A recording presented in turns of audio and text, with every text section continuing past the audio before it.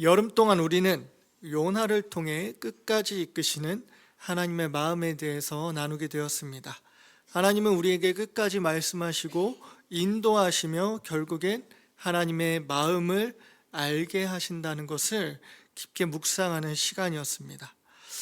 이번 한 학기는 로마에서도 복음을 전하여야 하리라라는 올해의 말씀을 묵상하면서 바울은 왜 로마에 복음을 전하고자 한 것일까? 그리고 그 전하고자 하던 복음이 어떤 것인가라는 마음이 있었습니다.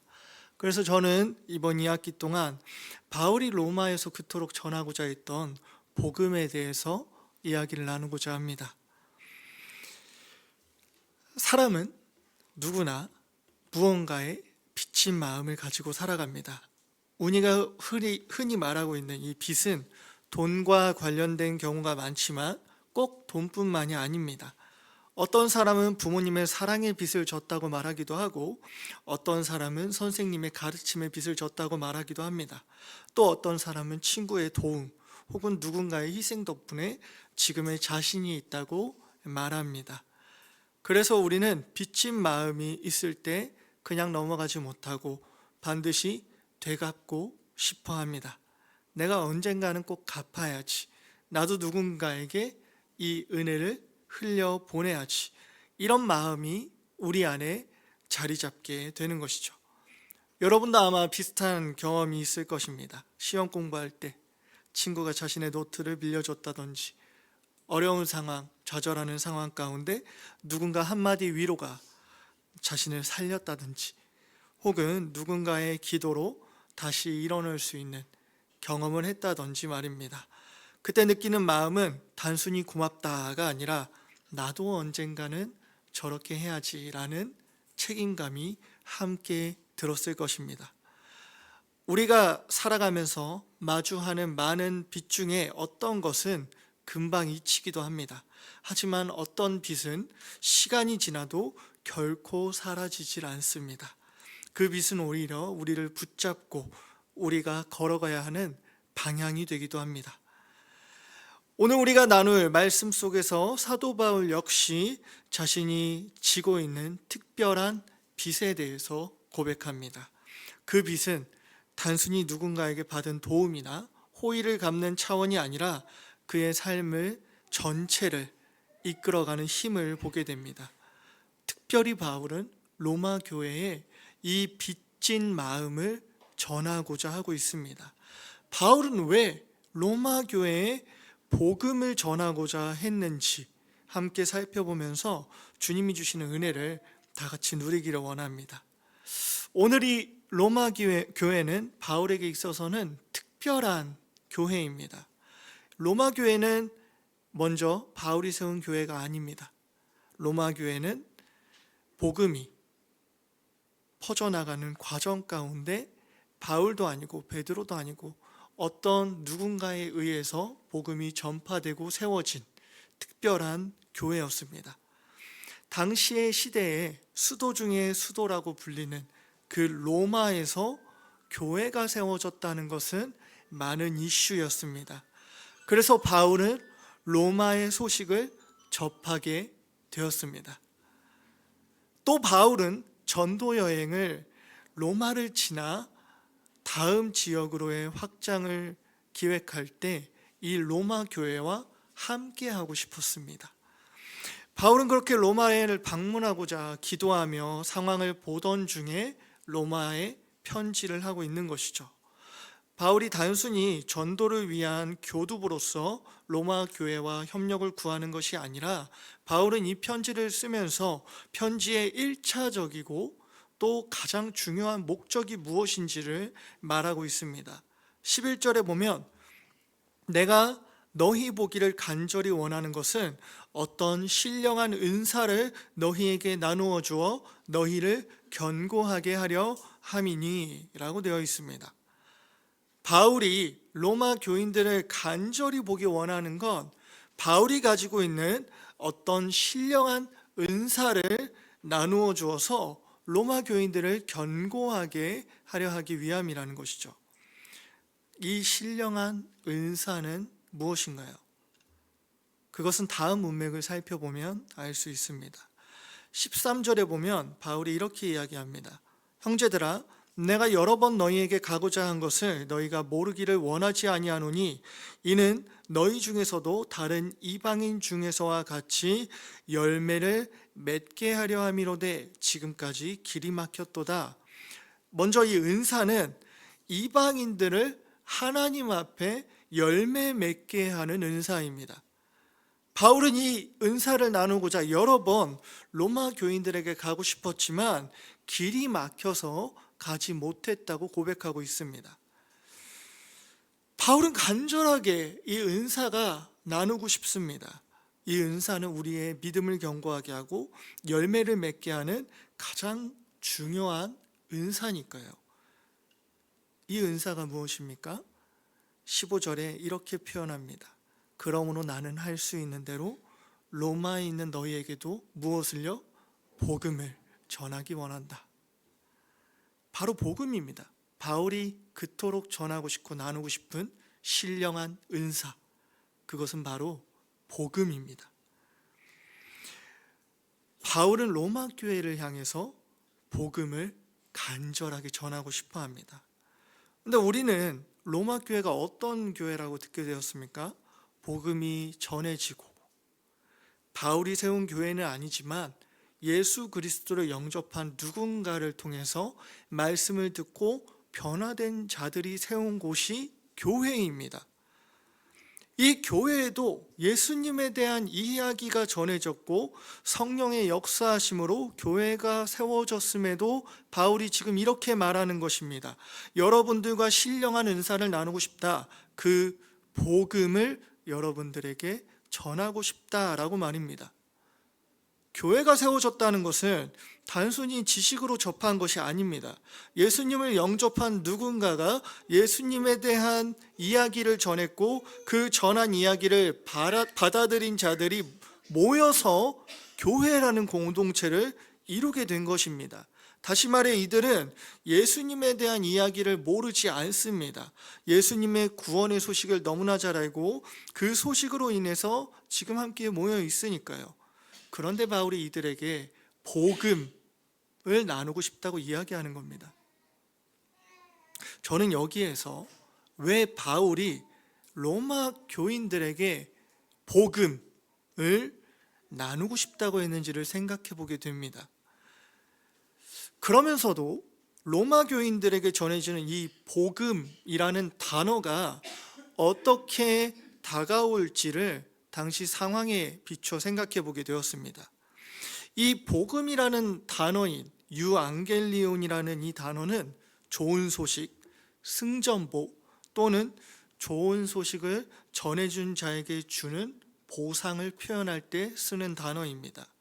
그런데 이 유앙겔리온이라는 단어는 아무 때나 쓰이는 것이 아니라 황제와 관련되어서 쓰이는 단어입니다.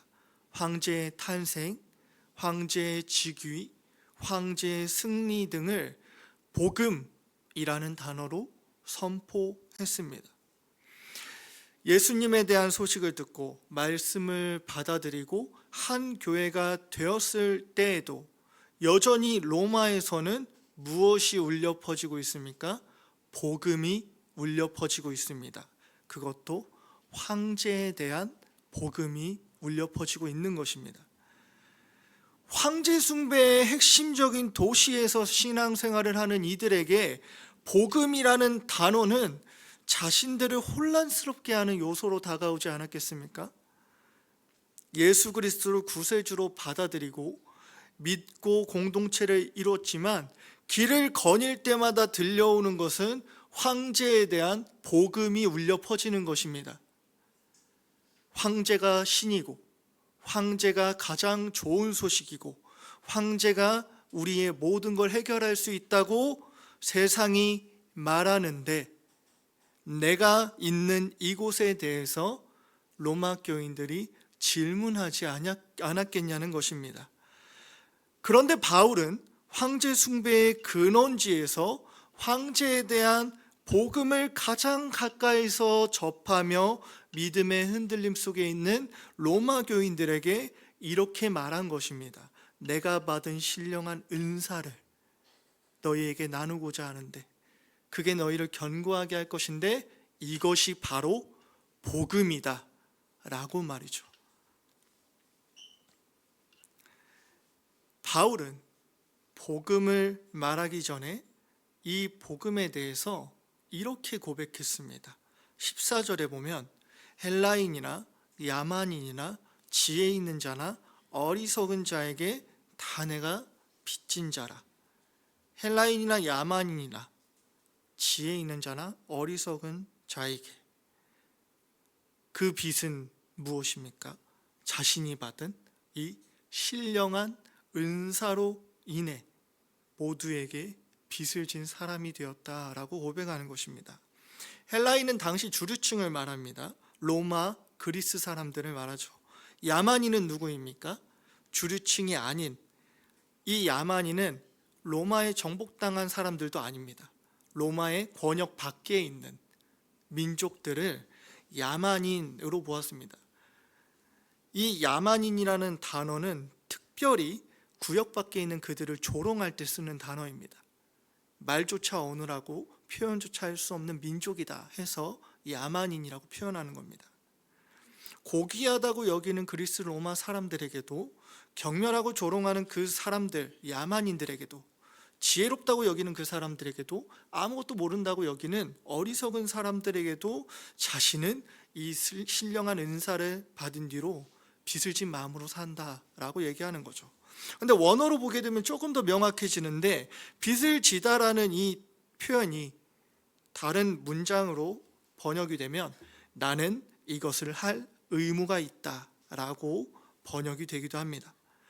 바울은 이런 계층의 사람들에게 무언가를 해야 할 의무를 느끼고 있다는 것입니다. 그 의무가 무엇이죠? 자신이 받은 이 복음, 신령한 은사를 나누는 것입니다. 그만큼 바울에게 있어 하나님의 이 선물은 자신만이 가지고 끝나는 것이 아니라 계급을 떠나 종족을 떠나 모두에게 전해야 할 의무가 있는 것입니다. 그리고 그것이 로마 교인들에게는 복음이라는 단어로 전해져야 했습니다. 황제의 복음을 끊임없이 접하는 이들에게 예수 그리스도의 구원의 소식이 복음이 되어야 하기 때문입니다. 이들이 흔들리는 것은 예수 그리스도를 영접했음에도 예수 그리스도의 죽음과 그 이야기가 황제의 화려한 복음과 비교할 때에 부끄러워졌기 때문 아니겠습니까? 당시의 십자가는 어떤 의미죠? 로마에서 가장 치욕스러운 범죄자에게 내려지는 형벌이 바로 십자가 형벌입니다. 십자가를 지는 것 자체로 엄청난 불명예와 수치가 있는 것이죠. 자신들이 영접한 예수 그리스도는 그 십자가에 죽으신 분입니다. 3일 만에 부활하시고 하늘에 오르셨다고는 하지만 그것을 본 로마 교인이 몇이나 됐겠습니까? 성령께서 역사하심으로 예수 그리스도를 영접했음에도 계속해서 들려오는 황제의 화려한 복음은 어쩌면 이들을 혼란스럽게 하고 자신들이 믿는 믿음을 부끄럽게 했을지도 모릅니다. 실제적인 승리와 실제적인 풍요를 가져다주는 황제의 소식을 가장 가까이 접해야 하는 로마 교인들에게 자신들이 믿는 예수 그리스도가 부끄러워 보일지 모르는 상황 속에서 바울은 복음, 그 복음 말고 이 복음을 전하고 싶다고 말하는 것이죠. 저는 이 부분에서 세상과 밀접하게 삶을 살아가는 우리의 삶을 보게 됩니다. 예수 그리스도를 영접하고 말씀을 듣고 삶을 살아가는 과정 속에서 우리는 수많은 황제의 복음을 듣게 됩니다. 성공하는 방법, 일이 잘 풀리는 방법, 사람을 다스리는 방법, 나를 통제하는 방법 등 세상에는 온갖 화려하고 눈에 보이는 승리를 가져오는 황제의 복음이 우리의 눈과 귀로 들어옵니다. 그 황제의 복음 앞에서 우리는 어떻습니까? 흔들리고 계시지는 않습니까? 눈 딱 감고 이 정도는 황제의 복음 앞에 따라가도 되지 않겠습니까? 내가 믿는 예수님은 내가 기도해도 안 들어주시는 것 같고, 내가 믿는 자로 교회도 나오고 예배 드린다고 일이 잘 풀리지도 않는데 이 믿음이 맞는 건가? 라고 세상 앞에 위축되고 있지는 않냐는 것입니다. 마치 십자가에 못 박힌 예수 그리스도보다 화려한 황제의 소식이 나에게 눈에 더 잘 보이니 그게 더 맞는 것 같다는 마음의 흔들림이 우리 안에 있는 것은 아니냐는 것이죠. 이 흔들림을 보여주는 가장 좋은 표현이 무엇이죠? 세상의 방식대로 맞춰갈 때 우리는 가끔 이런 말을 할 때가 있습니다. 요즘 사람들 다 이렇게 살아요. 이것만큼 황제의 복음 앞에 예수 그리스도의 말씀이 힘이 없다는 표현이 없는 것 같습니다. 믿음이 없다고 하지 않았습니다. 하지만 교회 밖에서 황제의 복음이 커 보이는 것처럼 거기에 좀 맞춰서 살아도 되는 것은 아닌지, 적당히 타협하며 줄다리기 하는 게 신앙생활인 것처럼 우리 또한 로마 교인들처럼 흔들리지는 않는지 말씀을 통해 질문해 보는 것입니다.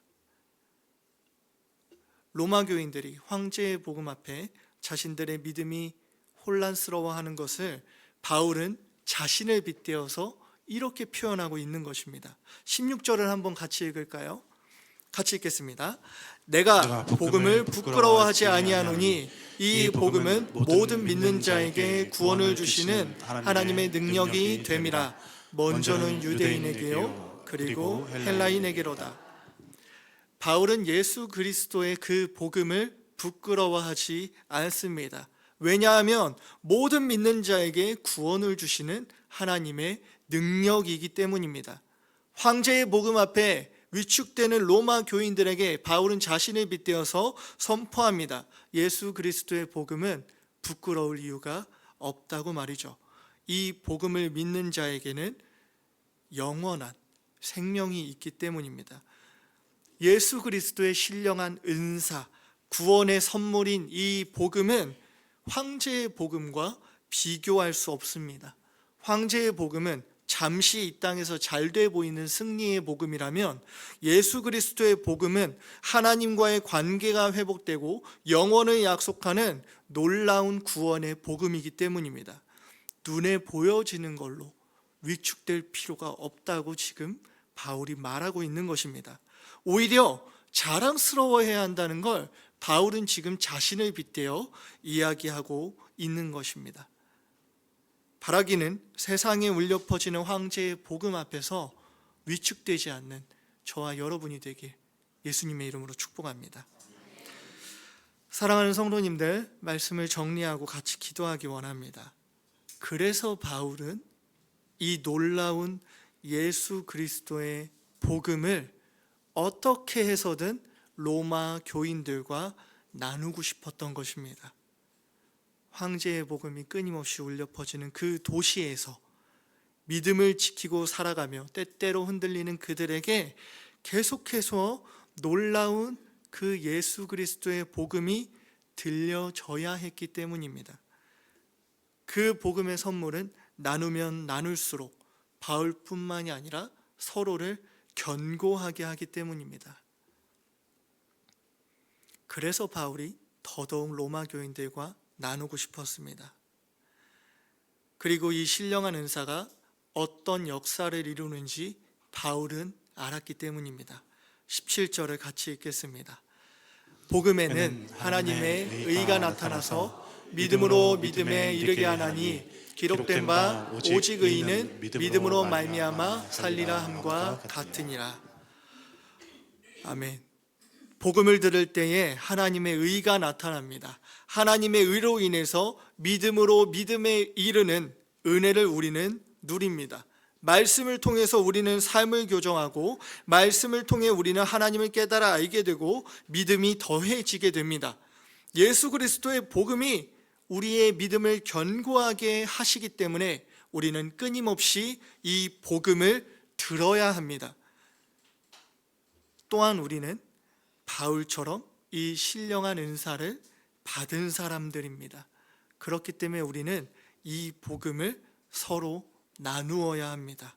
이 복음이 나누어질 때마다 우리의 믿음이 더욱 견고해질 것이기 때문입니다. 복음에는 하나님의 의가 나타나서 나누면 나눌수록 믿음이 더해질 것입니다. 세상은 황제의 복음으로 가득 차 있습니다. 그 복음 앞에 우리가 위축되지 않고 당당해질 수 있는 것은 예수 그리스도의 복음을 끊임없이 나누고 듣는 것입니다. 우리는 이 학기 동안 바울이 그토록 전하고 나누고 싶었던 복음에 대해서 나눌 것입니다. 한 주 한 주 복음으로 인해서 더욱더 믿음이 견고해지는 저와 여러분이 되게 예수님의 이름으로 축복합니다.